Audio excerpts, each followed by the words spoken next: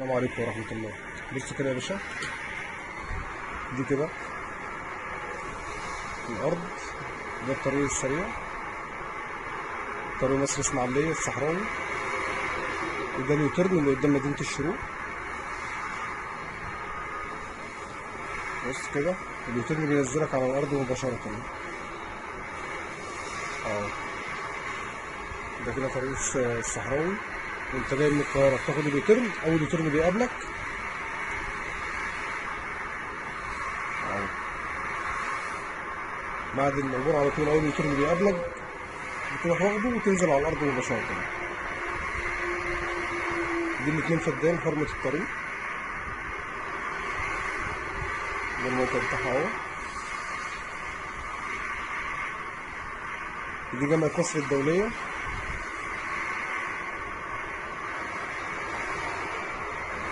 اهو ده اليوتيرن.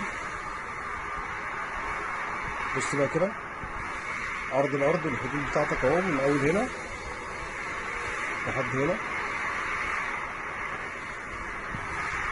دي الاتنين فدان اللي هما بره الأرض تابعين للأرض برضو. الأرض مساحتها كلها 10 فدان، 8 فدان زراعة، و2 فدان حرمة طريق. حرمة الطريق ده انت ممكن تستخدمها فيما بعد كده لو انت حولت النشاط لتجاري او ترفيهي. ممكن تستخدم كساحة سيارات مثلا او حاجة زي كده. بس كده احنا داخلين اهو البوابة. عندك البوابة دي، وعندك البوابة من جوه من داخل الجمعية، جمعية أحمد عرابي الزراعية. بص كده مساحة من جوه، ادي الأرض.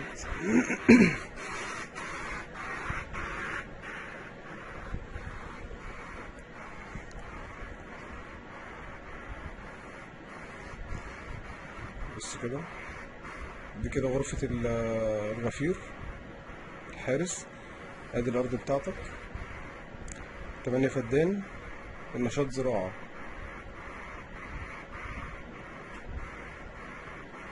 وربنا يبارك يا رب اللي ياخدها. إذا كان هيستخدمها زراعة زي ما هي زراعة مانجا، أو هيحول النشاط من زراعي لتجاري أو ترفيهي. أنت ممكن تبني عليها جامعة خاصة، مدرسة خاصة، مستشفى، مول تجاري كبير. جميع الاستخدامات، بس طبعا بتعمل التصالح مع جمعية أحمد عرابي ومع جهاز مدينة العبور. ادي الأرض من جوه كلها متصورة، كل المساحة معاك ايه لحد البوابة التانية اللي من داخل الجمعية. السلام عليكم ورحمة الله وبركاته.